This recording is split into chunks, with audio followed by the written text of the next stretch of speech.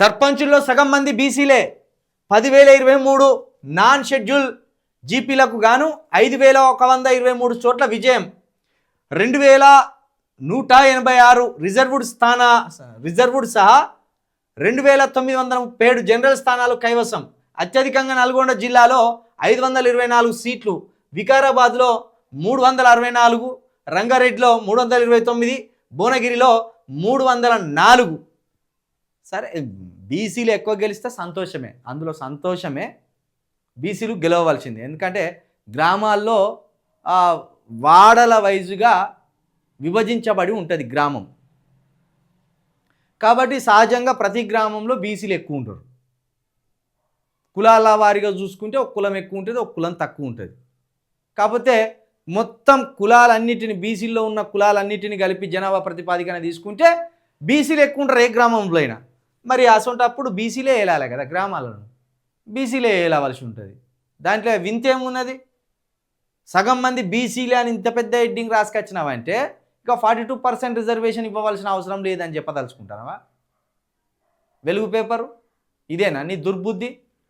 ఈ సగం మంది బీసీలు సర్పంచ్లు అయిన కదా, సేమ్ అసెంబ్లీలో కూడా సగం స్థానాలు బీసీలకే ఉండాలి. ఇగో గీ మూమెంట్ రావాలి. అసెంబ్లీలో సగం స్థానాలు బీసీలవే.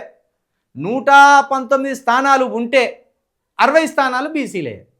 పార్లమెంట్లో కూడా సగం స్థానాలు బీసీలకే రావాలి. ఎట్లా? 17 స్థానాలు ఉన్నాయి, 8 స్థానాలు బీసీలకే ఇవ్వాలి. ఇగో ఈ మూమెంటు బీసీ మూమెంట్ రావాలి. అగో అది నికార్సైన ఉద్యమం.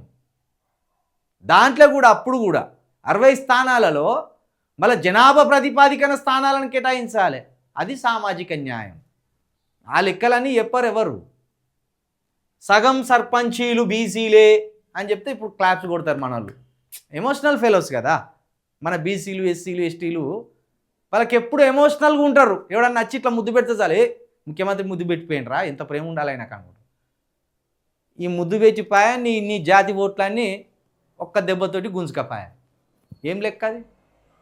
కాబట్టి బీసీలు సర్పంచ్లుగానే కాదు, బీసీల అసెంబ్లీలో కూడా సగం స్థానాలు ఉండాలి, బీసీలు పార్లమెంట్లో కూడా సగం స్థానాలు ఉండాలి. అప్పుడే బీసీల ఆధిపత్యం వస్తుంది, బీసీలకు ఆత్మగౌరవం వస్తుంది, బీసీల చేతికి సంపద వస్తుంది, బీసీల చేతికి గౌరవం వస్తుంది, బీసీల చేతికి కుర్చీ కూడా వస్తుంది. ఆ మూమెంట్ రావాలి. ఈ లెక్కలు ఇక్కడ రాసుకొని మురిచిపోతే ఈ అక్కడికి వచ్చేది కాదు. సర్పంచ్ పైన ఎవరు ఉంటారు?